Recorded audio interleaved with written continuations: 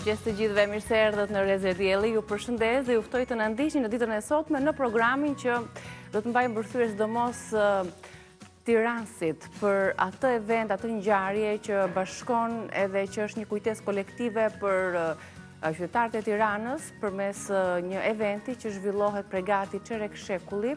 Këtë vit Sofra Tiranëse 2025 do të mbahet në 14 qershor në Pallatin e Kongreseve, edhe si nder dhe homazh për atë që e nisi çerek shekulli përpara dhe e la në gjysmë si një shpirt Tiranëse siç ishte Arben Tafaj. Këtë mision po e vazhdon vëllai i tij me të njëjtin përkushtim, me të njëjtin mision, me të njëjtën dashuri për atë traditë, valle, kulturë që mbledh kjo sofër në emër të shpirtit të Tiranësve. Do të mësojmë diçka më shumë për këtë event, pse është krijuar ky fondacion dhe si do të mbërthejë qytetarët e Tiranës në Pallatin e Kongreseve vetëm pak ditë më pas.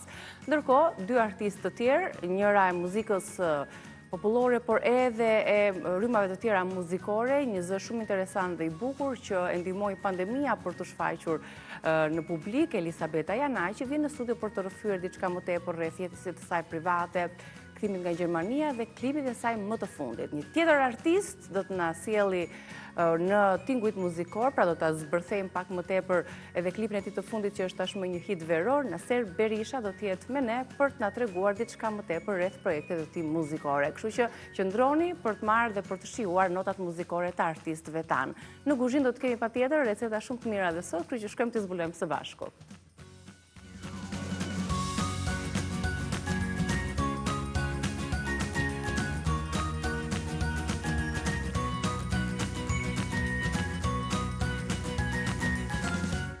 Dhe jemi në kuzhinë me Albanën.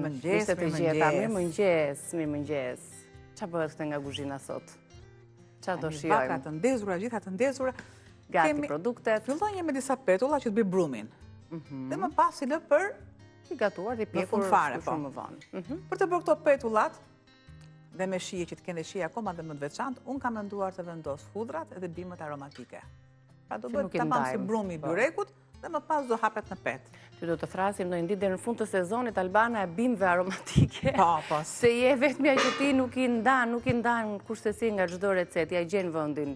Edhe sikur mos ketë recetë, do ta sillim atë kavanozin këtu me bimët aromatike për të përdorur ujin e tyre, ujë me bimë aromatike, detoks natyral. Është gjëja më e mirë. Atëherë kujtohet edhe me lulen që kishte sjell Ylli? Çfarë lule ishte se nuk e mbaj mend? Kumaku. E pe çfarë shije jep në brum? Pra të gjitha edhe normalisht janë veçojnë lulet me lulet, veçojnë patjetër. Dhe uji tyre jep një aromë tepër të veçantë. Do thoni ju çfarë lulesh? E mira është në pjatë të vendosen, normalisht në shtëpi nuk do t'i vendosni, por në pjatë vendosen gjithmonë lulet e ngrënshme. Dhe për ta bërë pak më të veçantë, normalisht në ato lulet që janë për shembull që është manushaqja, surratka, që të nkurçarët, ato shumë mirë mund t'i vendosni në ujë dhe ato lëshojnë verdh, pak një lëng kështu si limonadë. Ajo shumë e mirë që ta vendosni nëpër brumra. E kaloj këtë pjesë dhe jam tek hudrat. Më duhen 5 thelpi hudhër, kos, qumësht, për pjesën e miell, një vezë bimë aromatike. Edhe them, mielli është gjithmonë sa të marr. Po, ama e përbashkëta është Ola. Po, tek Ola unë sidomos sot e kam situr sot.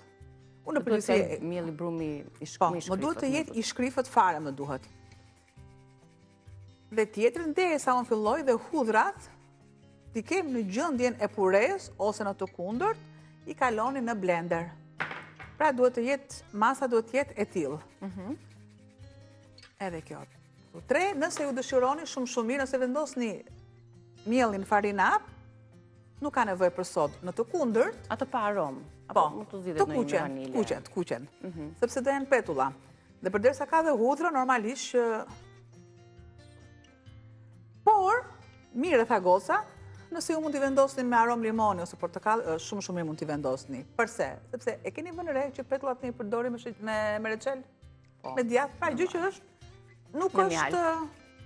nuk është me motor kontra ligjit ushqimor. Po, që kanë filluar anvisat përgatisin edhe reçelin e frutave të ndryshme, derisa të bjerë dhe pak çmimi i qershive, të bëjmë edhe reçelin e qershive. Ja. Udra është bërë si brumë më vete tani.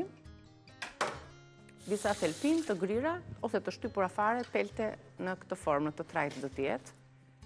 Petullat me kos dhe hudra. Ne do të zëmë brumin e këtyre petullave dhe do t'i lëmë të qëndroj për pak, derisa të përfundojmë me recetën tjetër që ta zbulojmë pak më vonë. Pas udrave shtuam vezën. Kripën. Krip. Pak sheqer. Sod. Dhe gjitha këto. Aktivizohen. Mua më pëlqen që të shtoj vetëm pakës vaj dhe masën e qumshit që ta rah. Kjo është elementet që duan këtyre petullave për të fryrë janë aty. Edhe veza, edhe soda, i bëjnë ato, marrin ato formën e këtyre të bukur, edhe pastaj do ta ndjejmë shijen më vonë në proces. Shtoj 150 ml kos. Dikute 100 ml qumësht.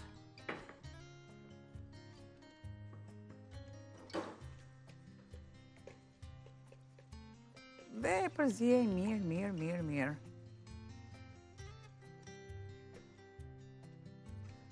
Filloj dhe shtoj mielin.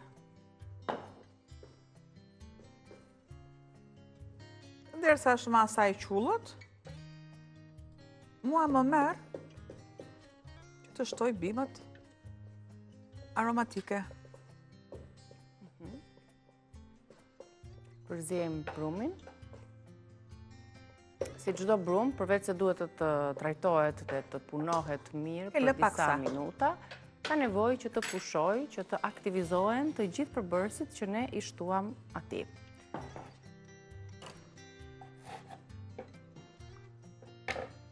Edhe bimët, majdanozin, që është baza. Të mbledhura, mirë.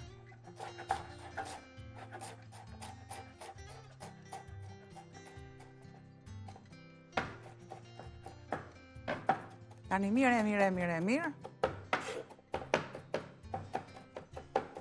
Po të doni ju shumë mirë, mund t'i kaloni në blender. Pra më duhen janë mëse të mjaftueshme. Mirë të grimsuara. Ne kemi ku jemi, atje ke dhe fara susami. Jemi dhe ca fara susami, se vetëm mirë i bëj. Po.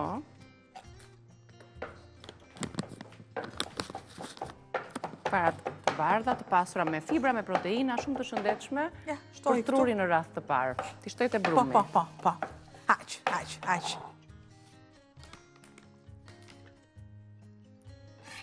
Farat e susamit, përveç se në gatim, i largoj. Mund të konsumohen edhe kështu siç janë. Në kaq të lehta mund t'i piqni për një aromë më të theksuar, për të çliruar ato vajrat e tyre esenciale, shumë të shëndetshme.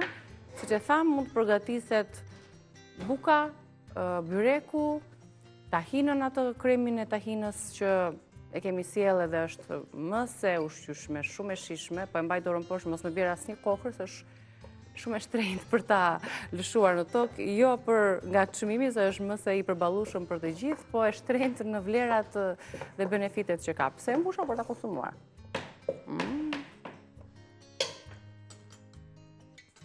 Shumë pak, dhe tani më duhet sërish që unë të shtoj miell. Ndron kjo këtu, po.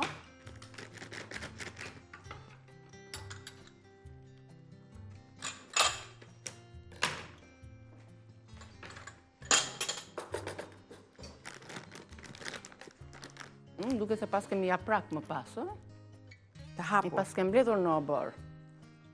Ato gjethet e tua. Ja, opa, shiko. Tani marr dhe e punoj.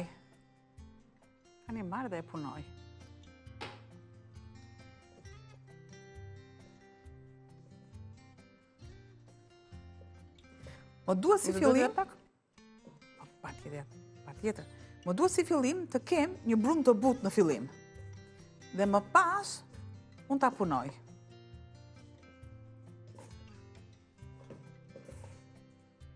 Derisa filloj dhe ta terezis ta mbledh.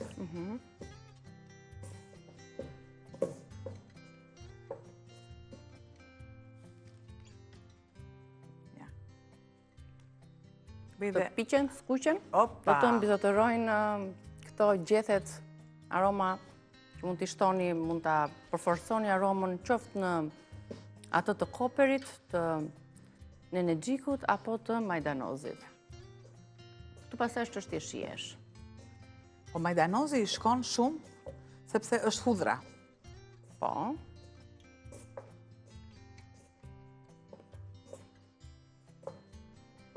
E punuam brumin? E punoj paksa. Pastrojmë duart mirë, sepse nëse moment nuk i kemi të pastruar duart mirë, mbledh brum akoma dhe më tepër, ne nuk ndihemi rahat me brumin, e para gjë, po dhe nga ana estetike. Dhe sa të bëhet dhe ky proces, ne i përmbledhim së bashku me anvisat tona përbërësit e petullave me hudhra dhe me majdanoz. Kos gjithashtu, ja do të lexoj me gramaturën për kance, ju duhet 300 gram miell, 150 ml kos, 100 ml qumësht, 5 thelpinj hudhër të shtypura, një vezë, një tufë majdanoz, një lugë çaji krip, pak sheqer, një lugë kafeje, një lugë çaji sod dhe vajin për skuqje. Të gjitha produktet do t'i punoni mirë e mirë me njëra tjetrën. Brumi duhet punohet vazhdimisht me dorë, sepse padyshim që ngrohtësia e dorës e bën atë një brum të lidhur mirë me të gjithë përbërësit që unë lexova, të cilët sigurisht shkëmbehen dhe krijojnë masën, konsistencën e duhur. Kur është brumi gati? Kur tryeza e punës, tavolina është e thatë nga mielli i pastruar. Atëherë e kuptojmë. E thash në fillim, më duhet pak i butë. E lë të aktivizohet dhe më pas e punoj sërish. Ja tani.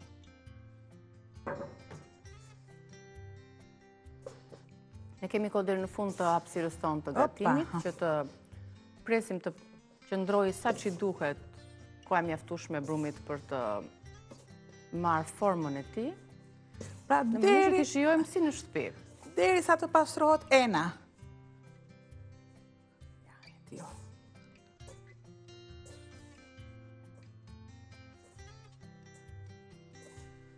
Duke tani që ka nevojë vetëm për të punimin, nuk ka nevojë më për mirë. Jo, s'ka nevojë. Nëse ne kemi diku të 300 ml, 200 dhe 100, 300, Lena duhet diku të jetë 500 gram miell. Gjysma e paketimit që Ola ka në dispozicion. Mund të përdoret mielli për pica për këto petulla, mielli për çdo përdorim.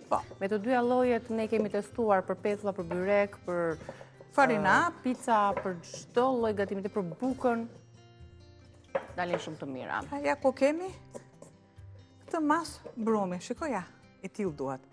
Pra të kemi pak atë ngjitjen e dorës. E lëm të tillë dhe më pas e punojmë sërish me miell. E punojmë sërish dhe ne bëhemi gati për të kaluar me njerë tek receta tjetër, sepse petullat do t'i skuqim në një tigan me vaj bimor, pak më vonë, bëhemi gati për recetën tjetër me njëherë pas sugjerimit të sotëm të suplementit bimor prostatol. Vazhdojmë tani me një gjë të ëmbël, diçka të ëmbël, kur themi që çfarë na bësh një gjë të shpejtë, të ëmbël që të na ngren çik. Makaron miden, makaron sheqeri. Ja, këto janë ato recetat e thjeshta që duket sikur isa jon, po dalin në fund kaq të mira, edhe janë me pak përbërës, kështu që le ta përgatisim dhe ne ti tregojmë fillimisht produktet, do të bëjmë pak zhurmë në kuzhinë me raksen elektrike, por që për diçka të mirë.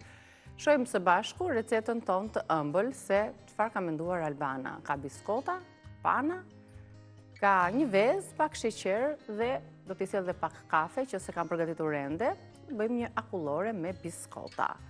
300 ml pana, një vezë, një lugë sheqer, 2 lugë kafe, pak kakao, dhe biskota si pas dëshirës, nga këto të thjeshtat fare, jo shumë të ëmbla. Hapi parë besoj duhet të jetë patjetër ngurtësimi i panës, duke rrahur atë me raksen elektrike, krijojmë një masë të ngurtë të saj. Dhe produktet e tjera janë perfekt. Unë po bëj gati ndoshta kakao apo kafe, me çfarë mund ta shoqërojmë? T'japim atë ngjyrën e bukur. Ti vëm kakao? Do të bëj një kakao. Vëm kakao. Jo se nuk i shkon edhe kafja, absolutisht i shkon shumë i shkon, sepse është del si në shijen e tiramisus. Pra nëse ju dëshironi, to i zhysti në kafe. Unë do t'i zhys në qumësht, që shijen e kakao sa vendos brenda në një kakao të vogël, për masat që ne kemi të produkteve të tjera, po ja bashkangjis me kapsulat tona Diva Choco, një shije e rafinuar, shumë e këndshme, e kombinimit të kakaos dhe qumshtit, një pije ngrohtë, me një shije të parezistueshme, që vjen një perfeksioni kombinimit kakao, kafe dhe pak qumësht, dhe do ta marr aty me vete, për këtë herë e kemi për të pasuruar shijen e akullores, se ne të dyja, me të përfunduar gatimet, do të çlodhemi duke konsumuar kafen ton mokador. Pra, bëj zhytjen e biskotave në qumësht. Ja këtu. Këto kapsula, sa bëhet gati dhe Albana, po ju tregoj diçka si kuriozitet për kapsulën që zgjodhëm sot, Mokador Diva Choco, si që thash një kombinim shumë i këndshëm, me një shije të parezistueshme, kafe, kakao dhe pak qumësh, për t'i dhënë atë kremozitetin e duhur, dhe një shije që ka një aromë fantastike, edhe padyshim që duke u nisur nga produkti lënda e parë, dihet që Mokador është në treg prej shumë vitesh, këtu në Shqipëri nga Italia ka ardhur që në 2014 me po të njëjtën traditë dhe pasion, duke ruajtur atë traditën e hershme të përgatitjes kafes, kakaos dhe duke gëshetuar atë me teknologjinë moderne përmes ekspresve që vë në dispozicionin tuaj. Çdo kapsul ka plot 7 gram kafe apo kakao brenda saj. Janë kapsula të cilat janë të riciklueshme, pa element të dëmshëm, ja se i largova. Unë përgatita një të tillë për një masë që duhet Albanës. Ndje edhe pak aromën, po ta ndjem dhe tek akulloria këtu ta shtosh apo pak më vonë? Lëre më pas. Okej, lëre aty. Çfarë të bëj dhe shtoj këtu? Tjetrën për ta shijuar ti, do ta përgatis me njëherë pasi të largojmë këtë zhurmën e rakses tonë elektrike, siç e thamë, ta kthejmë panën në gjendje të ngurtë. Mos harroni që të krijohet, të vendosë të marrë atë morfina të trajtën e duhur të ngurtë, duhet të jetë në frigorifer patjetër. Dhe jo në ngrirje, ja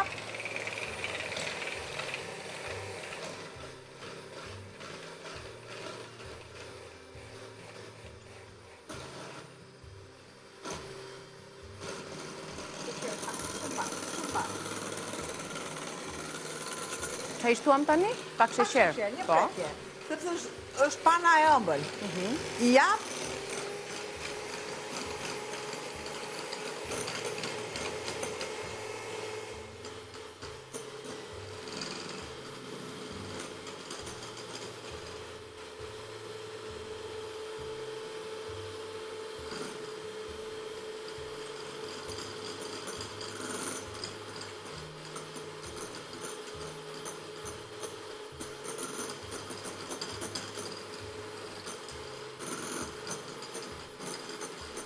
I duhet ky proces, sepse edhe me 2 pirujnë do të na zgjaste më shumë kohë, nuk do të arrinim të krijonim këtë konsistencë.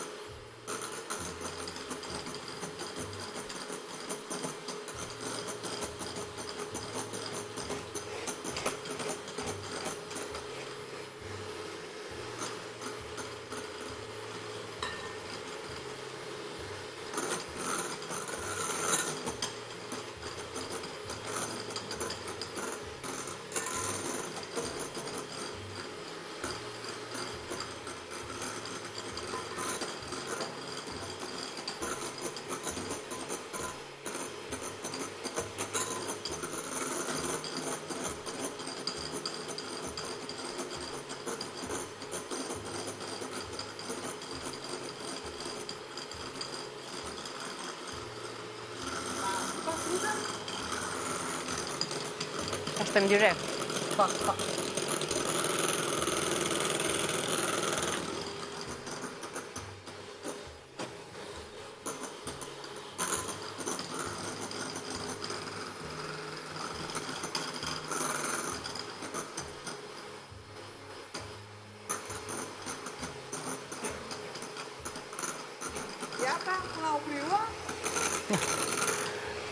Tani, në ka gjë që të nga bëjnë e pushojmë, mos flasim, është kjo reaksia, një e para, është një...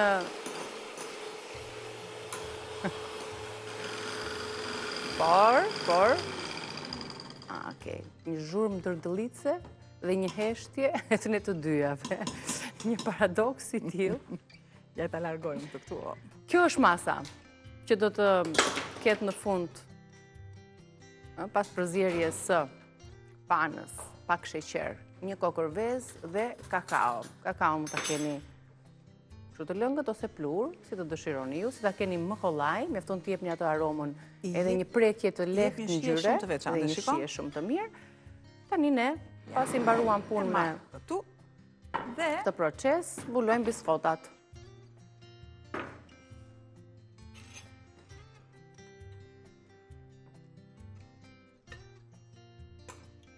Që është edhe shumë kremoze, delikate, shije ndjellëse, joshse. Nuk do ta vendosim në frigorifer këtë pjesë? Do të qëndroj aty që të mpikset. Pavarësisht se këtu është freskët. I duhet temperatura. Akullore me mokador.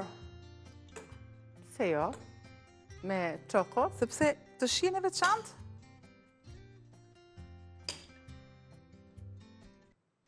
Pra një shtresë me biskota, një shtresë me kremin, sërish do t'i mbuloj me biskota. Ju duhet krem shumë, a?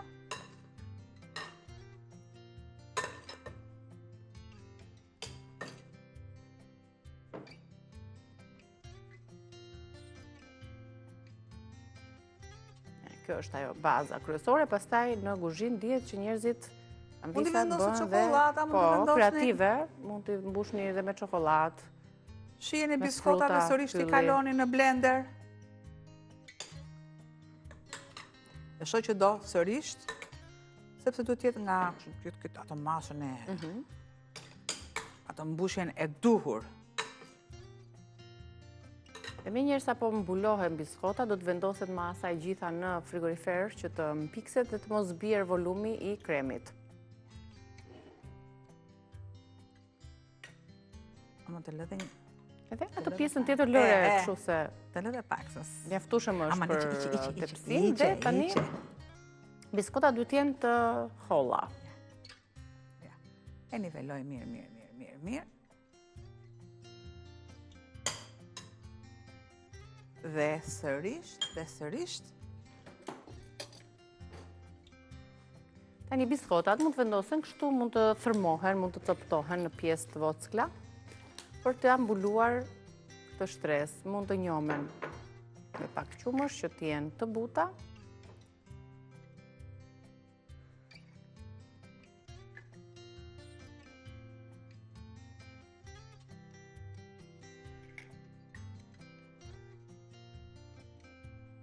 Ne mundohemi që të përfytyrojmë shtresën që është poshtë e biskotave, që të jenë, si të thuash, në një resht.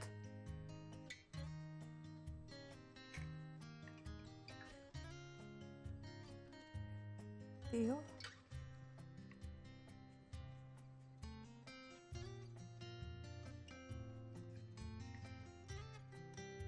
Ja të ku bë gati një akullore shpejt me kaq pak përbërës, si lexojmë së bashku një përmbledhje të tyre, çfarë na u desh për arritjen dhe finalizimin e akullores me biskota. Pana 300 ml, një vezë, një lugë sheqer, 2 lugë gjelle kafe ose kakao dhe biskota, si pas dëshirës tuaj, mjafton të jenë nga këto të hollat.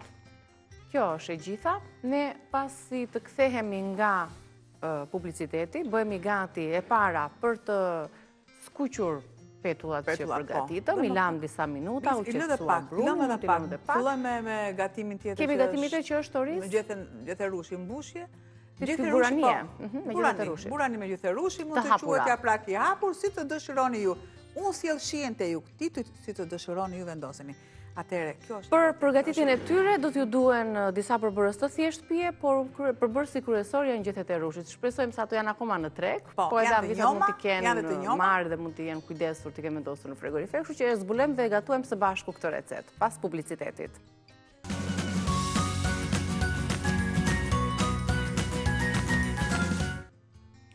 Mirë se u rikthyet në këtë pjesë të fundit të gatimit, do të përgatisim tani japrak të hapur, shumë të shishëm, të shëndetshëm, një recete lehtë dhe e stinës.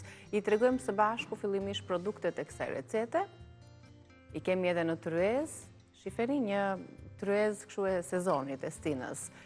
Burani ndoshta me Gjithërushi, japrak e hapur, Albana ka zgjedhur për ta sjellë më afër dhe më të dyja tradicionale janë, po duke qenë se japrakët edhe i kemi përgatitur sipas traditës, kështu e gjetëm këtë titull më mirë për këtë recetë shishme. 200 gram oriz ju kërkon, 20 gjethe rushi, 1 qep e thatë, 3 qep të njoma, 1 tuf nenexhik, 1 limon, 10 kumbulla jeshile dhe kri piper për rregullimin e shijes së kësaj recete. Kemi përgatitur qepët të zbuturat për të marrë atë. Qepët i kam zbutur në ujë, temperaturën fare. Më pas shtoj pak vaj. Po, tani ndrova një nga tigani të çova në tenxhere. Ja, e tillë. Një lëvizje dhe i lë me nxehtësi të pakët. Kam gjethet, gjë që do t'i bëj role dhe do t'i pres. Kur them që janë akoma të freskëta dhe prandaj ne na duhen.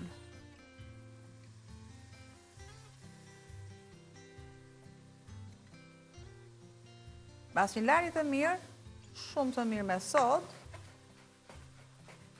dhe tharje të gjetheve,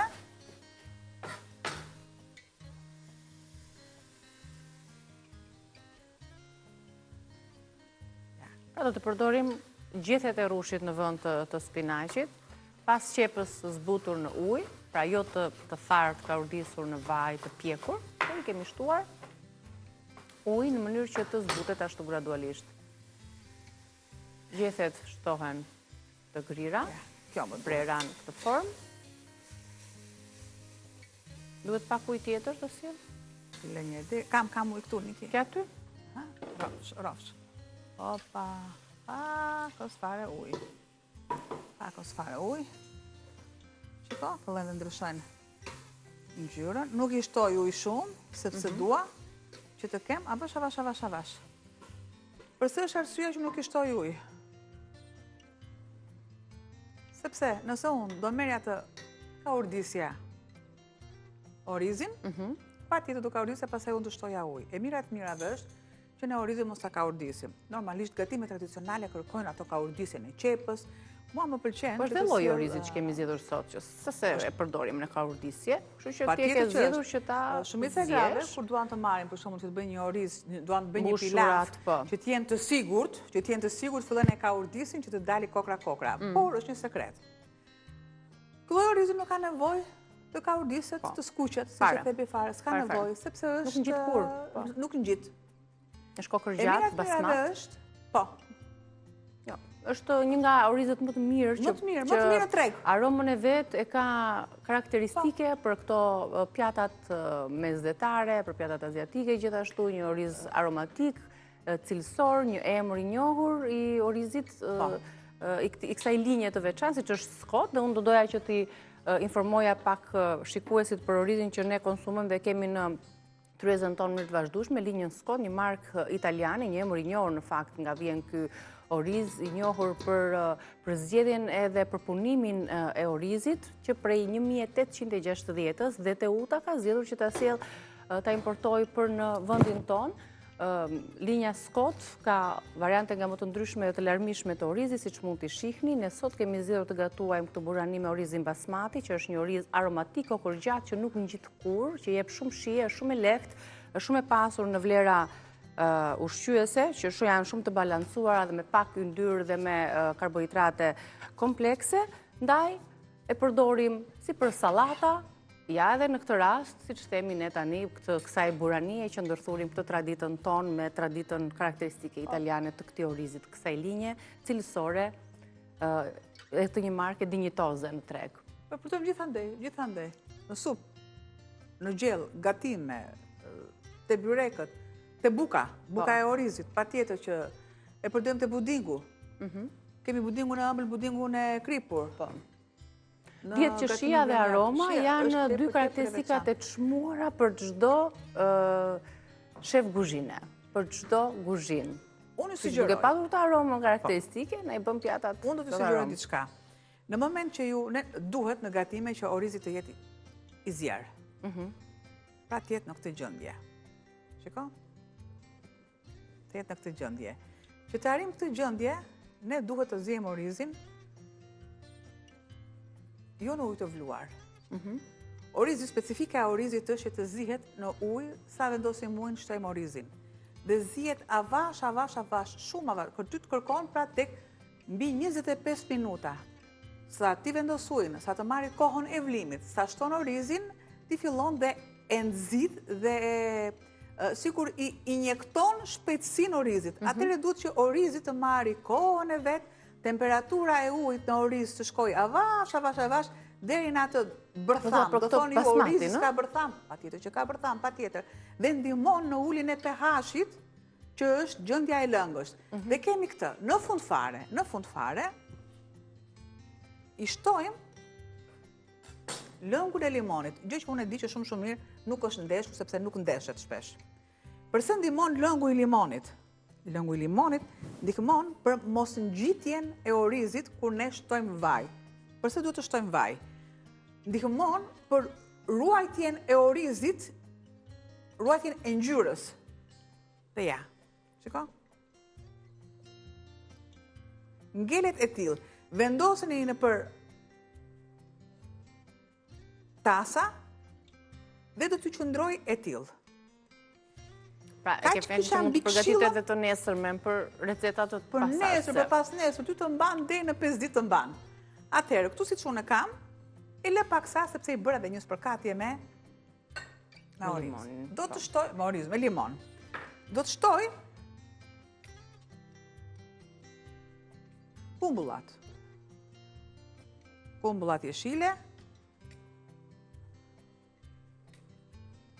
Jo, e sa i kemi ngrëmë të me kausha. Me pak krip. është sezoni tani tyre dhe pak ko, janë se pastaj marrin ngjyrë. Ne i kemi bërë, do jepet pak më vonë. Gatimet, mishi mund të bëhet gjithashtu. Me kumbulla jeshile. Ja, me krip, me limon, sepse quhen turshi, faktikisht janë të konservuara, kaq. Dhe bën një përdhjerje sërish të mirë. Do të shtoj orizin.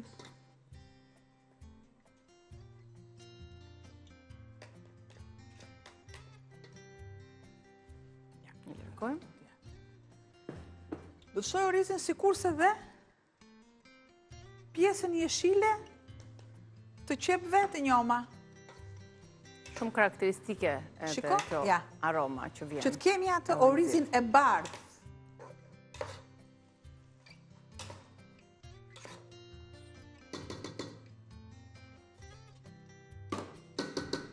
E lëm paksa. Në fund fare mua më duhet të kem një spërkatje të orizit. Të marrë një rende dhe asgjë mos të çoj dëm. Po, i shkon edhe lëkura. Lëkura e limonit. Do bëj dhe spërkatjen. Ja, edhe bërthamat nuk bien.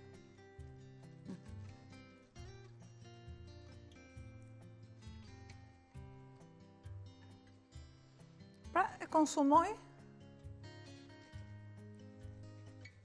të gjithë si.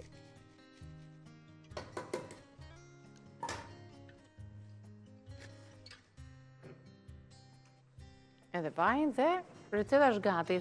Një përmbledhje të lehtë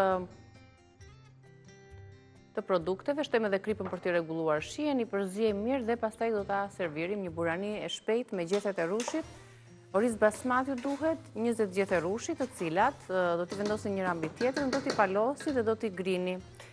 Një qep e thatë, 3 qep të njoma, një tuf nenexhik, një limon, lëngu i saj, 10 kumbulla jeshile, krip, piper i zi, për të rregulluar shijen dhe për t'i dhënë patjetër aromën përkatëse. Bimët aromatike që nuk mungojnë, jo vetëm tek burania me spinaq tradicionale, por edhe në këtë recet me gjethet e rushit, patjetër që i pranon.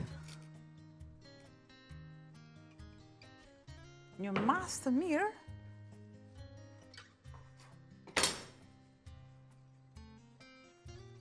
i mbledhit e rezis pak,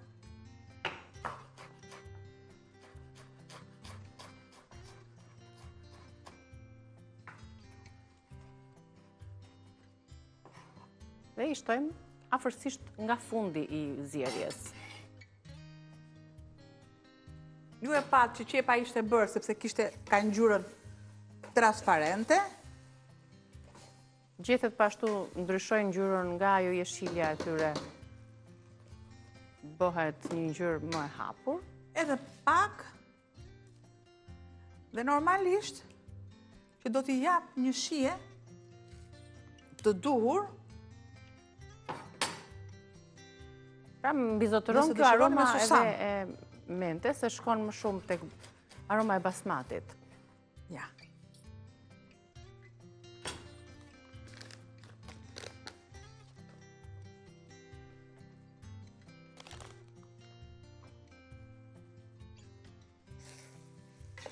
Do t'i ullë nxehtësinë. Bëhemi gati për ta servirur në pjatë.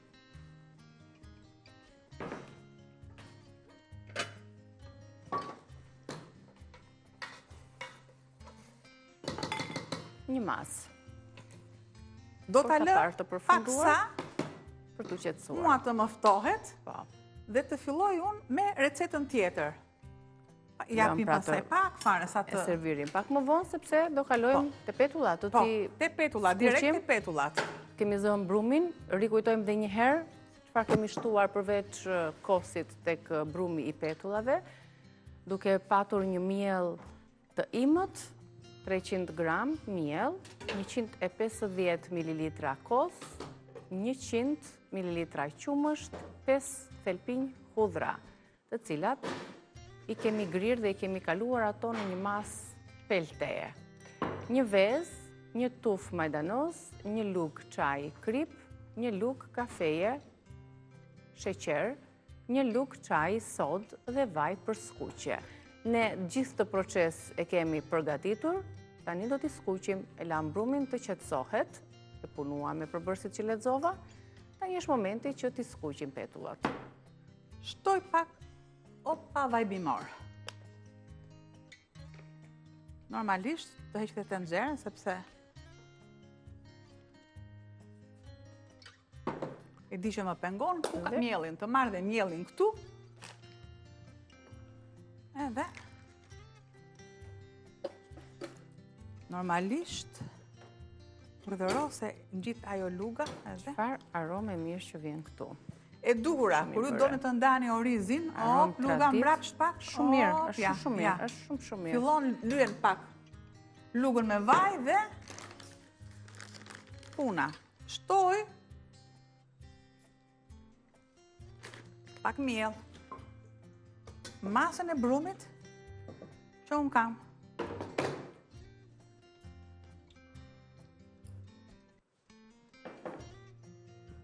Ja një recet e tillë, një gjethe në mes. Dhe na bëft mirë me gjethe rushi, një burani me oriz basmati dhe gjethe rushi, të dyja të nxjera pak nga ajo tabani traditës, duke provuar një shije tjetër, duke eksperimentuar, duke guxuar për të sjellë larmishmëri edhe në kuzhinën tonë. Brumi po ashtu ka bimë aromatike, shife sa volum ka marrë, është më i butë, punohet akoma më lehtëshëm tani pasi ka qëndruar. Duhet të jetë i butë, do të ketë formën si për bukë, dhe fillojmë dhe ndajmë në masa.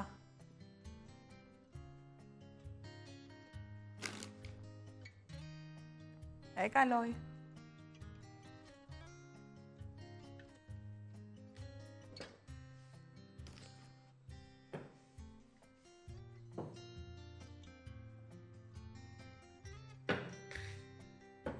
Do ta punojmë pak me oklaje për ta ulluar pak, që të ndajmë pastaj në forma masa të ndryshme për të skuqur. Dhe bashkë me skuqjen e tyre bëjmë 2-3 të parat për t'ja treguar përfundimin në mbisave dhe do të sillim dhe akullore më pas në atë fazë që është, do ta lëmë sigurisht edhe minutat të tjera. Iqe në ngrirje, po ka iqe në ngrirje vendose. Po. E ta shikojmë pak.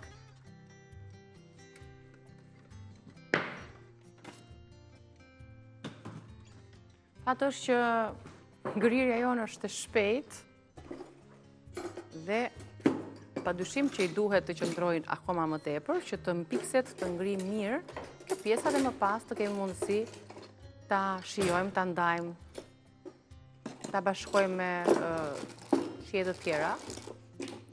E po e vendos sërish në ngrirje apo këtu për kaq minuta sa jemi? Se edhe pak minuta jemi në kuzhinë.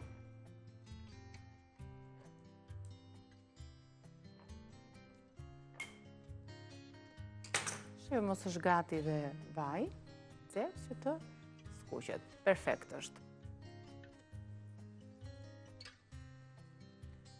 Ja, arritëm edhe sot qëllimit që ti servirnim të gjitha recetat që kishim në plan, që me brumin e petullave, me buranin me gjethe rushi, me oriz basma dhe akulloren me pana dhe biskota.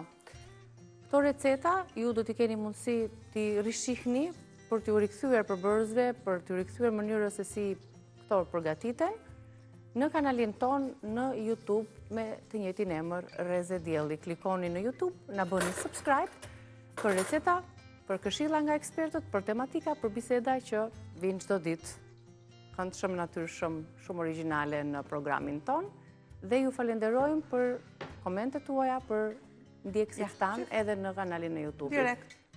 Marrin një ngjyrë të artë këto petulla, shoqërohen larmishëm edhe me gatime të tjera, mjafton një cop djathi, them unë, dhe me gatimin që kemi shkon shumë. Po ashtu edhe me gatimin që kemi. Nuk dua të vendos shumë vaj, sepse duke pasur shumë vaj, patjetër që fryra akoma më tepër marrin volum, por unë do t'i kem të jenë të thata në formën e bukës. Po. Dhe në këto përbërës patjetër që e tillë është. Urdhëra. Super, ja një e para. Janë shumë të buta, i kullojmë pak si çdo e skuqur. Ja. Dhe për t'ju treguar, ja do t'i fut një çik tani dhe unë të kontribuoj pak në... Patjetër që po. Shife si janë, të buta, të shkrifta si sfingjerë, se janë të nxehta, po që kanë një aromë fantastike. është aroma e kosit, e bimbe aromatike, e susamit. Super, super. Ne do vazhdojmë t'i skuqim dhe do bëjmë gati për të pritur të ftuarit tanë, kështu që qëndroni në ekranin tonë, rikthehemi përsëri në Reze Dielli.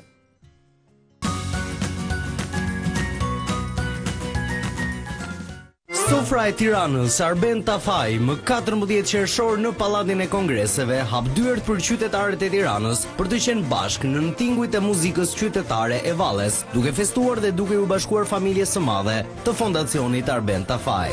Një mbrëmje e magjishme ku do të shpërfaqen motivet e krenarisë son kulturore, duke sjellë në skenë shpirtin e gjallë të Tiranës së dikurshme dhe asaj moderne. Këngëtarët më të dashur të folklorit shqiptar, artist virtuoz, grup valltarësh, instrumentistë të traditës dhe interpretime të ralla, do të përcjellin një spektakël që ngroh zemrat dhe lidh brezat. Sofra e Tiranës nuk është thjesht një event, është një udhëtim emocional në rrënjët e identitetit tonë. Janë zemrat tona që këndojnë e vallëzojnë në një natë të paharruar, për të kujtuar, nderuar dhe trashëguar kulturën qytetase. Një festë e vërtet do të ndodhë në 14 qershor në Pallatin e Kongreseve, ku do të përjetohet pikërisht një trashëgimi e rrallë e identitetit kulturor të Tiranës, e traditës, e valleve, emocioneve që do të prekin çdo zemër që e ndjen vërtet bazën e tabanin e traditës.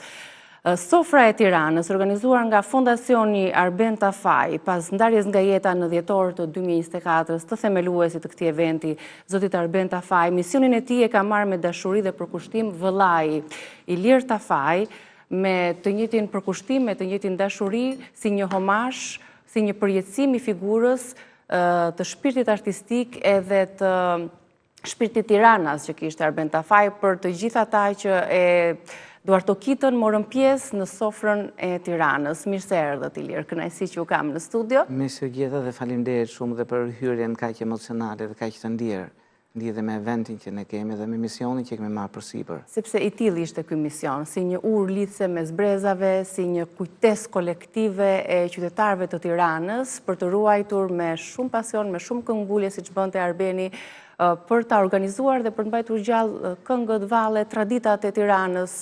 Dhe tillë do të jetë kjo fest, edhe këtë sezon dhe më tepër dhe si një homazh për vllain tuaj të ndjer. Ashtu është e vërtet, sigurisht që kontributi i Arbenit për Tiranën ka qenë në disa dimensione, edhe kulturore, artistike, po dhe politike, po dhe ruajtjen e trashëgimisë dhe është një histori për më shumë se një çerek shekulli që Arbeni është dedikuar këtij qyteti dhe ka shërbyer edhe si shembull për të rit dhe grupmoshat e ndryshme se si duhet një Tiranas i vërtet të udhëhiqet nga parimet dhe të përçojë vlerat ndër breza. Dhe pikërisht duke u bazuar dhe në traditat ndërkombëtare, kur disa individ spikasin në disa seksione, në disa lëmi të veçanta, krijohet një fondacion për ta përkujtuar dhe për ta përjetësuar dhe për të vijuar atë lloj misioni që ky person ka pasur. Dhe ne bashkë me familjen e themeluam Fondacionin Arben Tafaj disa javë pas ndarjes nga jeta, pikërisht për të vijuar në rrugtimin aq të vyer të tij dhe misionin dhe idealet e tij për qytetin e Tiranës. Sigurisht që kësaj, siç thotë edhe spoti, kjo është tashmë një familje e madhe dhe kemi shumë miq dhe dashamirës janë bashkuar fondacionit për të kontribuar dhe për të përçuar ato vlera që Arbeni le themi la në mes, sepse kishte shumë projekte dhe shumë plane për qytetin e Tiranës. Kanë kaluar disa muaj nga humbja, nga ndrimi i jetës të vllait tuaj. Më tregoni pak sa ju jep, le themi, ju ngushëllon, sa ju jep forcë pikërisht ky mision që po vazhdoni dhe si e përjetonte Arbeni këtë fazën para se të organizohesh e sofra. Ai angazhimi, ai përkushtimi, ai hovja, ai pasioni që ai kishte për punën. Ne përkasim një familje besimtare në fakt dhe ju e thatë mirë, kjo është një ndrim jete dhe realisht kjo është ajo doza e optimizmit që na ka mbajtur gjatë kësaj kohe, sepse kur dikush largohet, një dashur, një person me cilin ke ndarë gjithçka në këtë botë, sigurisht që nuk është e lehtë, por ne e konceptojmë si një ndrim jete dhe realisht mundohemi që të japim doza optimizmi dhe vemtarisë tonë. Dhe në këtë kuadër, aktivizimi me fondacionin dhe planifikimi për eventin më të rëndësishëm të këtij viti, që është Sofra e Tiranës, sigurisht që kemi një mbështetje të gjerë, jo vetëm nga familja jonë e madhe, por dhe nga partnerët dhe miqtë e fondacionit. Ky është një mision, Sofra e Tiranës është një mision dhe një detyrë do të thoja me plot zë patriotike për Tiranën, sepse është një pikë takimi për tiranësit të cilët vinë aty dhe shikojnë realisht identitetin e vetë nëpërmjet muzikës, nëpërmjet valles dhe shikojnë pikërisht atë pjesë shpirtërore të cilën e gjen të gjithë brezat.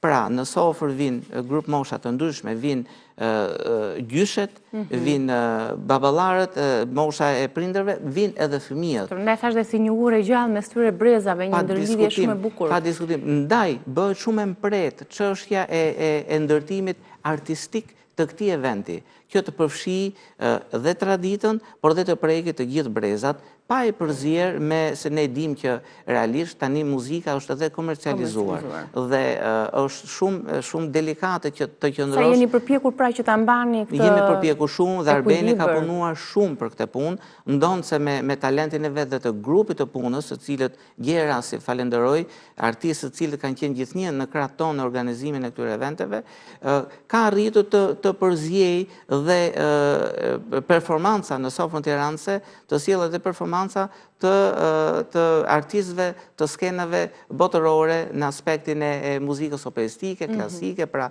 realisht kemi ruajtur një përzierje shumë elegante, ku sërish tiranës që vinë aty e kanë gjetur veten.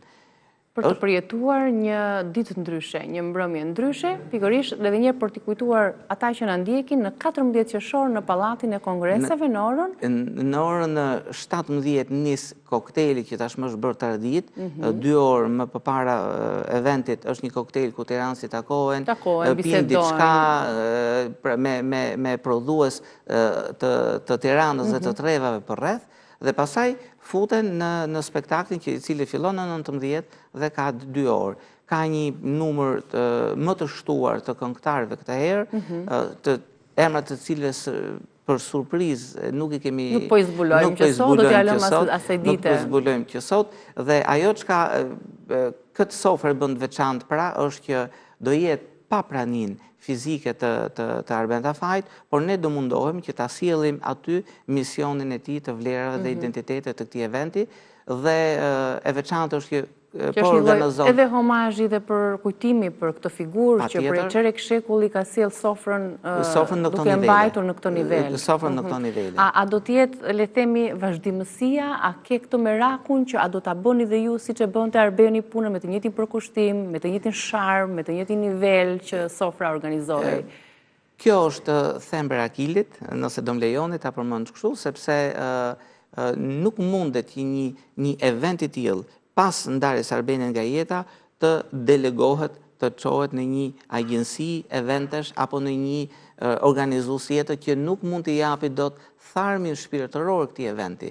Ndaj ne me fondacionin e morën përsipër këtë lloj përgjegjësie për ta mbajtur po në këto nivele. Kjo është sfida e radhës dhe besoj që do t'ja dalim sepse kemi pa ato grup artistësh, regjizorësh, drejtues skenik të cilët na kanë mbështetur në vite dhe këtë vit do na mbështesin për ta çuar projektin e përpara. Dhe personalisht është akoma më emocionues, sepse është një sfidë emocionale për vllajin tuaj, por edhe përgjegjësinë e madhe që ti ke për pa diskutim. Imagjinoni që ato 2000 savetas që vinë aty, që janë mësuar çdo vit ti mirëpresi Arbeni, këtë vit nuk do ta kemë, por ne do mundohemi që këtë emocion, këtë lloj ndjenje ta kthejmë në një dozë optimizmi dhe një mesazh që të gëzojmë sa jemi në këtë jetë, të ruajmë vlerat tona dhe të japim mesazh dhe për fëmijët dhe për të rinj dhe për brezat që do vinë. Diçka për pjesëmarrësit, për ata që duan të vinë të bëhen pjesë e sofrës së Tiranës, në një event që përmendë her pas here në 14 qershor, mos u mbisni, madje duhen shtyrë edhe pushimet për ata që kanë planifikuar, pikërisht sepse është një event gjigant për të përjetuar. Jo, nuk e them me shaka, por sepse është gjithaj aktivitet, gjithaj angazhim, gjithaj përkushtim për ata tiranësit e vërtet që duan traditën dhe duan që kjo të trashëgohet brez pas brez, të shkojmë bashkë me fëmijët, me prindrit e tyre aty. Ashtu është, duke qenë se ky nuk është një event komercial, pra nuk ka në themel këtë lloj synimi, por ka shpirtin brenda këtij organizimi, merr një lloj magjie jashtëzakonisht të madhe dhe tiranësit vinë aty dhe realisht bileta mbarohen 2 javë para eventit. Pra realisht kjo ka funksionuar për herë, sepse vinë me një dashuri shumë madhe. Si duket, kjo është ajo magjia, shpirti që ka ky organizimi që bën kaq suksesshëm. Po, dhe duke qenë se është bërë traditashmë që çdo vit kjo festë e qytetit të Tiranës organizohet, tashmë ata që kanë qenë edhe pjesëmarrës në ngjarjet e mëparshme të sofrës, mezi e presin, e kanë si një ditë tamam të shënuar për shpirtin e tyre të Tiranës. Do doja të dija diçka rreth prapaskenave që Arbeni krijonte, përgatiteshe bashkë me ju edhe bashkë me stafin për të sjellë sofrën dhe për të organizuar atë. Çfarë mban mend, çfarë përkujton? Arbeni vetë ka qenë artist në shpirtin e tij dhe biles ne kemi së bashku dhe disa materiale në YouTube që kemi kënduar, rastësisht ka ngelur në disa produksione televizive dhe realisht disa pjesë të organizimit ne i delegonte neve dhe mbante në mënyrën më absolute atë pjesën e produktit që do të dilte në sofër, të këngëve që do këndoheshin, duke qenë dhe njohës shumë i mirë i materialeve muzikore, realisht zgjidhte me shumë kujdes këngët, materialet, sepse pikërisht kishte shumë të drejtë, sepse ky ishte mesazhi që del nga artisti tek zemra e Tiranësve që vinë aty. Kështu që ndaj misioni jonë është jashtëzakonisht shumë i madh dhe shumë delikat.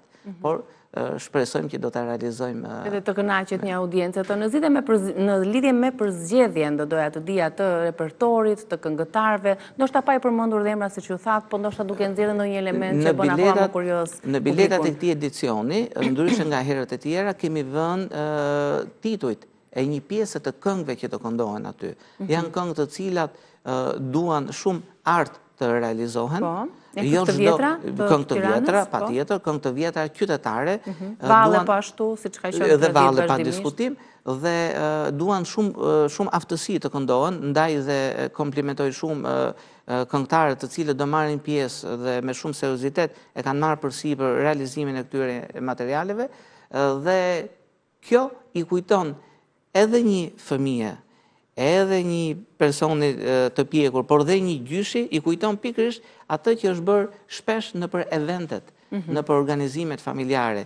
Këtë e ka kënduar babai, këtë e ka kënduar nëna ime, pra realisht nëpër dasma, nëpër sebepe, pra kjo është ajo pjesa që ne do mundohemi ta mbajmë në nivelin më të lartë të mundshëm. Është dhe një si mesazh për brezin e ri, kam përshtypjen, një mesazh edhe një parafrim, një thirrje për brezin e ri, për të ruajtur më tej traditat, kulturën, vlerat që Tirana ka. Domethënë, nëse një vend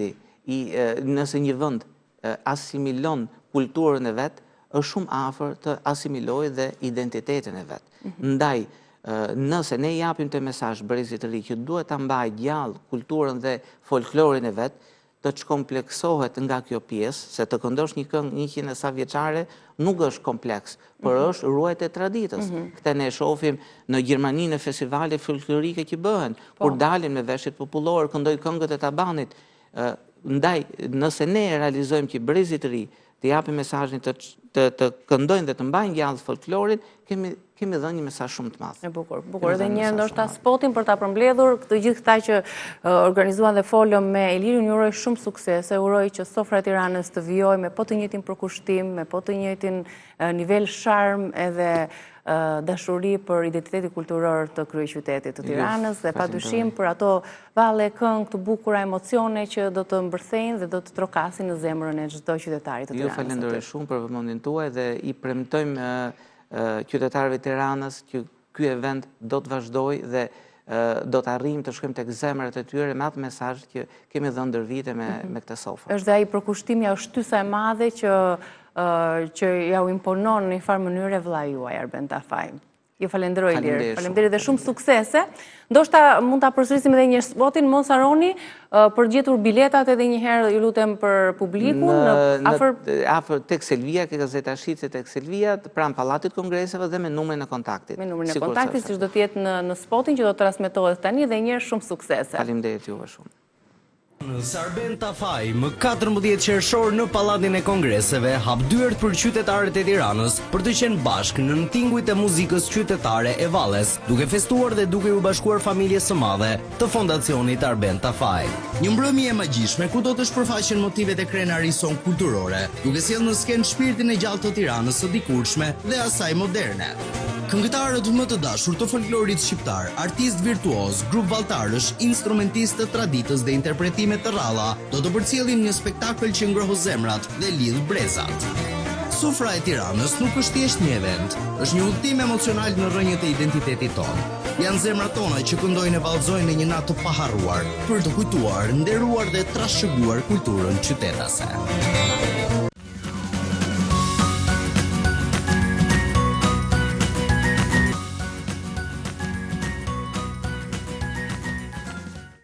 Kam kënaqësinë tani që përmes një komunikimi virtual, t'ja u risjell edhe një shikuesve tam që na ndjekin anë kënd botës, një nga zërat më të veçantë të skenës shqiptare, një kantautor që i qëndron besnik muzikës, me shpirt dhe me pasion dhe me mesazhet që ai përcjell. Ka sjell një klip të bukur me një mesazh të fuqishëm. Jeta është sot, sipas Naser Berishës, një mesazh emocional për të daluar, për të marrë frymë, për të jetuar jetën, për të jetuar të tashmen. Gjithmonë ditë të sjell gjëra të bukura, ditë të sjell si një artist që është, të ndërthur tekstet e bukura me tinguj të modern për t'ju përshtatur të gjithëve dhe për t'na bërë që ta këndojmë çdo këngë të tij në çdo moshë që ne jemi, për të kujtuar këngët që ai ka bërë, për të kujtuar gjithë punën që ai ka sjell deri më sot. Do doja që të më lidhni tani drejt për së drejti me të. Ta pyes se nga po komunikojmë së bashku. Përshëndetje Naser. Përshëndetje, faleminderit për ftesën. Të falenderoj shumë dhe shumë urime për klipin tuaj të ri. Nga po na komunikon, erën e fundit ishit me pushime, kur kemi patur një tjetër komunikim, më duket se dhe sot ju kemi gjetur me pushime. Jo, pushime po për në Kosovë, pasi që jetoj në Gjermani, unë edhe Kosovë kur vjet llogarisht një lloj pushimit vogël, edhe pse kësaj radhe kam punuar shumë sepse kemi punuar këngën. Kemi bërë videoklipin, jam tash në promovim me sipër, kam bërë live me bendin, por si do që tjetë është një lloj pushimi për mua. Periudhë pushimi, po dhe intensiteti punë tani me gjithë koncertet dhe punët tuaja të verës, apo jo? Sakt. Kryesisht e përqendruar në Gjermani, apo do kesh edhe ndalesa të tjera? Në Gjermani, si që dini publiku i gjerë, do shta, disa e din, disa do shta nuk e din, unë jetoj në Gjermani, punoj atje, por natyrisht karriera dhe muzika, do të puna e muzikës më sjell shumë shpesh në Kosovë, pastaj edhe në Shqipëri, edhe në gjitha troje tjera shqiptare. E kësaj radhe më ardhe që ta sjell dhe ta promovoj këngën e re, Jeta është sot, pra një këngë me tekst dhe muzikë nga unë. Se pikërisht me këtë titull, më bëri shumë përshtypje titulli, Jeta është sot, si një mesazh për gjithë ata që duhet të ndalojnë pak, mos të marrin pak frymëme ngadalë dhe të reflektojnë. Sakt, kjo ka qenë edhe mesazhi i këngës ose atë që kam dashur ta them, natyrisht që edhe unë kur kam qenë ndoshta 20 vjeçare, 19 vjeçar, nuk e kam kuptuar, por me kalimin e kohës e bën një përvojë edhe ndonjëherë ndalesh edhe qetësohesh edhe lindë ideja për të shkruar një këngë pikërisht për jetën, për momentin që do të thotë sepse si shoqëri ma mërmendja është jeta shumë dinamike. Edhe menova që pak të kthehemi vetvetes ta përjetojmë momentin, çastin, sepse ato nuk mund të ngrihen, ato mund të përjetohen në moment. Dhe është një këngë e cila ka dalë shumë me energji pozitive, e kem vështirë edhe pak një qifteli që atë jep pak atmosferë verore, e shpresoj që ka dalë mirë dhe ju pëlqen publikut. Ne të falenderojmë shumë që zgjodhe emisionin ton për ta promovuar këngën tuaj të re që ka dalë vetëm pak ditë më përpara në treg dhe të gjithë jemi kurioz dhe shumë entuziast për ta dëgjuar atë, duke uruar shumë suksese dhe duke gëzuar shumë për faktin që jeni rikthyer prodhimtarisë muzikore, krijimtarisë tuaj me po të njëjtin pasion, me po të njëjtën sharm që vetëm Naser Berisha di të sjell këngë të tilla. Falenderoj shumë. Shumë suksese. Faleminderit shumë për këto fjalë të mira. Faleminderit shumë. Mirë se u rikthyet. Do të vazhdojmë të kemi muzikë të mirë në studio për ta mbyllur me muzikë, me hare javën tonë, edhe këtë ditë për të përgatitur për një fundjavë që besoj se do të jetë shumë e mirë për të gjithë ju që keni bërë plane. Dhe në studio kam rritur Elizabeta Janaqi. Mirë se erdhe Elizabeta, një këngëtare e njohur me një zë të veçantë që ka bërë për vete zemrat e publikut. Edhe Elizabeta ka realizuar një bashkëpunim të fuqishëm këtë verë me Big Bastën. Gjysmës time, apo jo, një klip i ri që është pëlqyer shumë, një ndjenjë thellë dashurie, një përjetim i bukur. Nikita, falenderoj shumë për ftesën, urime shumë për emisionin, si gjithmonë ndriçon. Faleminderit. Ne të dyja jemi shumë vite përpara. Kur ti sa kishe filluar të dilje dhe aktivizoheshe kryesisht në rrjetet sociale, apo jo? Po.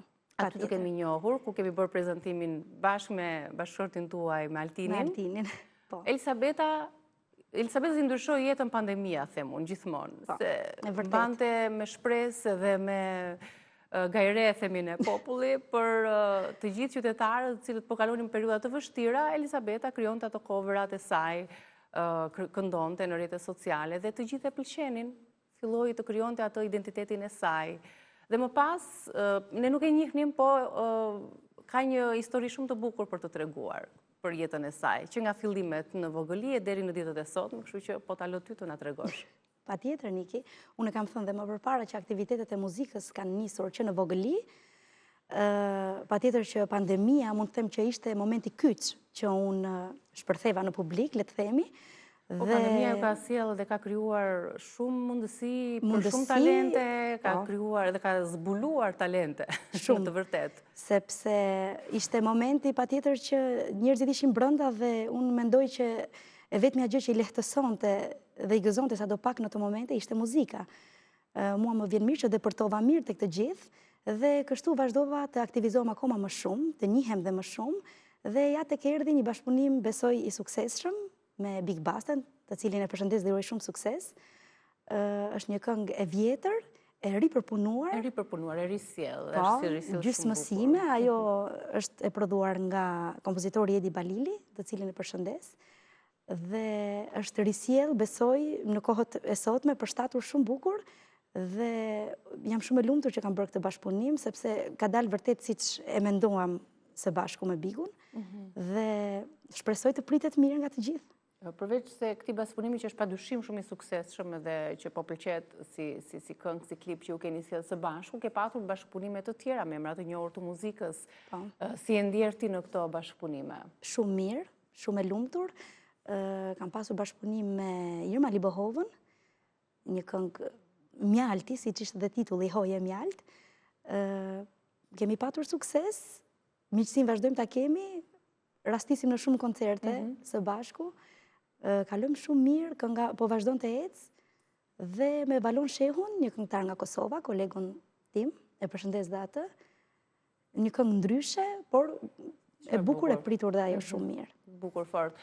Ndërkohë këto 3 bashkëpunime të forta sigurisht që të kanë dhënë dhe të kanë frymëzuar për ta shtruar më tej, se bashkëpunimet kanë qenë siç e the dhe vetë të rastësishme, por të suksesshme dhe të bukura, duke u bashkuar artistë të rrymave të ndryshme apo të rrymave të njëjta për të sjellë një produkt të bukur muzikor. Bashkëpunimi më i fundit me Big Bastën si lindi? Në fakt ishte ti që e kërkove, ishte ai, si u ndeshët, si u përputët? Më ka kontaktuar vet Geri, Big Basta. Kishte dëgjuar një nga interpretimet e mia, pikërisht këtë këngë, e cila quhej Tani jam mbi 40 vjeç, ose në moshën e pjekurisë, dhe e kishte pëlqyer jashtëmase, kishte bërë një provës vetë në fakt, se si do përshtate mënyra e repit me refrenin e kësaj këngë. Pikërisht kjo ishte edhe ajo dilema dhe pyetja që kishte publiku, do ta ndjekim të plot këngën duke shkrirë me refrenin që Elisabeta do ta këndoj këtu bashkë me këngën tuaj. U përshtat shumë bukur, le themi. U përshtat shumë bukur, ma dërgoj, më shkruajti, e pranova me kënaqësi, e dëgjova dhe unë, dhe u bë dhe ka dalë super. Dhe pastaj bëjë dhe ajo surprizë e bukur të Ferma VIP me Vesa Lumo ku ju e interpretuar. Ajo ishte një këngë e dedikuar Vesës, teksti i pjesës së repit të tij, dhe ajo u emocionua patjetër me rastin e ditëlindjes saj. Ka dalë vërtet shumë bukur dhe unë uroj të mbetet si kujtim i paharruar për të. Unë do doja që ta ndiqnim të plot klipin për ta prezantuar dhe faleminderit që edhe ju zgjodhët që ta prezantonit në programin ton, ku na ndjekin shumë e shumë shikues. Ndjekim klipin e ri Gjysmës time, një bashkëpunim i Elisabeta Janaqit dhe Big Bastës. Dhe rikthehemi për të diskutuar përsëri. jam bi 20 vjeq, s'jo maj djali kryeneq, e kom zemrën plot ndjesi, plot me male dashuri, kjo është stina më e mirë, por më djeg veç një dëshirë, dashuroj më shumë se kur, si jam qapkën, por jam një burë. Ti ke një zë fantastik, vazhdon të kesh të zërin e ngrohtë, të ëmbël, të bukur. Klipi Bardezi dhe me titra. Po. Ishte një zgjedhje e të dyve? Në fakt, Geri po punon albumin e tij dhe e ka tërësisht Bardezi, patjetër që dhe kjo këngë do ishte Bardezi. Edhe pjesë e albumit do t'i padyshim? Po. Titrat janë vendosur për t'u memorizuar teksti, sepse shumë persona mund t'a gjenë veten patjetër te kjo këngë, edhe unë me Altinin, sepse të dy jemi si në rastin e Vesës me Bigun, në muzikë, bashkëpunojmë kudo bashk dhe në përshtatet jo vetëm ne, jam e sigurt. Bardezi, si që thash, është pjesë e albumit, kemi bërë vetëm, në base kjo, e regjistrimit ishte dubla e dytë dhe nuk kemi lodhur fare, ishte shumë natyrale interpretimi. E ndjerë dhe sigurisht që kishte këtë mesazhin e bukur të dashurisë dhe të përjetimit personal dhe të kësaj moshe, që padyshim që kush e këndon dhe kush e ndjen dhe me fjalët dhe me muzikën, e ndje veten si më të pjekur emocionalisht në një fazë, në një moshë ku ti di çfarë kërkon nga jeta. E tillë është dhe ndoshta dhe koha, periudha juaj e pjekurisë muzikore. Ashtu është, pikërisht ndaj dhe më ka tërhequr shumë ky bashkëpunim. E gjem veten patjetër Altini i pari, sepse është fiks në moshën, patjetër që dhe unë në eksperiencën e përmbledhur në titrat e këngës. Altini është bashkëshorti i Elisabetës, është një dyshe që bashkëpunojnë dhe kanë sjellë hare, gëzim në evente të ndryshme, në dasma. Si është kjo periudhë për ju si çift artistësh? Shumë mirë, pavarësisht se jemi të dy të angazhuar gjithashtu në shtëpi, tashmë kemi dhe vajzën e dytë, e cila i bër mami për herë të dytë. Sa u bë vajza? Urime. 1 vjeç e gjys, faleminderit. Është ende prindër të dy vajzave. Po. Ashtu si çdonte Altini, dëshira e tij ishte të kishte vajza, duke qenë se s'ka patur motër, dhe është jashtëzakonisht shumë i përkushtuar dhe i lumtur, gjithashtu dhe unë patjetër që jam tepër e përqendruar pas tyre, por edhe aktivitetet muzikore kanë qenë të shpeshta, tani fillon dhe sezoni, besoj do jenë akoma më të shpeshta. Shumë me ftesa, evente të ndryshme brenda dhe jashtë vendit. Si a dilni tani për të kujdesur për vajzat, duke qenë se të dy jeni të angazhuar dhe jeni një skuadër që ku është njëri është dhe tjetri, po ndërkohë vajzat? Fati madh që unë kam prindrit pranë meje, që ndrojmë në një zonë, i kam shumë afër dhe jam shumë e lumtur që ata kujdesen në momentin që ne jemi të angazhuar të dy. Në këtë rast dua t'i falenderoj përzemërsisht të dy. Janë ndihmë madhe me të drejtën për gratë që janë në fazë karriere dhe sidomos në profesionin tuaj, padyshim që ka nevojë për ndihmë. Vajzat patjetër që janë lidhur shumë me ta, madje edhe kur janë shpesh me mua i kërkojnë nëna, gjyshi, dhe mezi presin të shkojnë. E ndajmë patjetër edhe kur jam në shtëpi gjysmën e ditës me ata. As ata nuk rinë pa vajzat, po dhe vajzat i kërkojnë shpesh. Ju këndoni vajzat, vajzave, ju këndon dhe është në njëra që ka qef të marrë rrugën tënde? Në fakt, të dyja kanë vesh absolut muzikor, patjetër, që do ngjanin nga ne. E madhja ka shumë talent, por për momentin nuk e di, na doli sportiste, e ka qef sportin shumë, ka qef futbollin. Futbollin? Për momentin, unë besoj se do ndryshoj patjetër, që po e le të zgjedhë atë pasionin rrugën e vet. Është akoma e vogël, por talentin e ka në xhep dhe mbase në të ardhmen do t'i lindë dëshira për të mësuar sikur një instrument, unë do isha shumë e lumtur. E vogla është shumë herët, por e dalloj që te këngët e fëmijëve që ato nananat i ka të akorduara. Bukur, pse jo me dy prindër artistë? Duke patur parasysh tregun e vështirë muzikor, fluksin, komercializmin e të gjitha këto, ja ka vletur që, domethënë, i të dy jeni orientuar te muzika, te tregu muzikor? Po, ne jemi njohur në muzikë, kemi bashkuar forcat e njëri tjetrit, kulturat, sepse vim nga dy qytete të ndryshme, veri dhe juglindje, ka qenë një bashkim i fortë, le të themi. dhe jemi shumë mirë me njëri tjetrin, alternohemi shpesh, edhe kur këndojmë live, a i gjithmonë ban më së shumti pjesën e rockut dhe pjesën e serenatave, ndërsa unë bëj repertorin e larmishëm, si që kam të huaj dhe të treva. Elisabeta është një këngëtare që këndon në sa gjuhë, në 6-7, sa ka shkuar, në gjuhë të huaja? Në shumë. Ishte më shumë akoma. Deri në cilën muzikë ose gjuhë do nga qërë sot? Në atë më të vështirën që ndoshta... Mund të jetë, duke qenë se nuk është prekur shumë pjesën tonë ose të Evropës, India ose Arabia, që i kam pasur shumë pasion të studioj të dhja. Që lidhje me studimin që ti u bën këngëve dhe që i mëson në gjuhë të huaja? Është pasion që e kam, në momentin që një këngë më pëlqen, unë vendos të studioj, pa tjetër dhe shumë shpejt e mësoj. Mund të na japësh një kënaqësi, besoj? Pa tjetër. Atëherë mund të bëj një arabe. Një këngë arabe, tani, shkuam nga gjysmë atje. Është pjesë e repertorit që mua shpesh herë dhe ma kërkojnë, sidomos vajzat e reja, ka qenë hit i Nancy Ajram, kam kënaqësi ta këndoj. Edhe ne kemi shumë kënaqësi ta dëgjojmë, se jemi dhe në fund, kështu që mbyllim me një refren arab nga Elisabeta Janaqi. Inta مش كفاية عليك تكرهني حرام عليك انت ايه دموع حبيبي عليك لو كان ده حب يا ويلي منه لو كان ذنبي مطلوب عنك لو كان نصيب عايش في جرا